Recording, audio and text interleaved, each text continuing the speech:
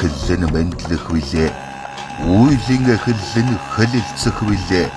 Хайрлахын дээд нь хамгаалах билээ. Хамгаас чухал нь газар нутаг билээ. Газар нутгийн ирээдүйг хэлэлцэх дэлхийн уулзалт Монгол өрнөд их байглаа сэргээж итгэл найдвараа бадраа.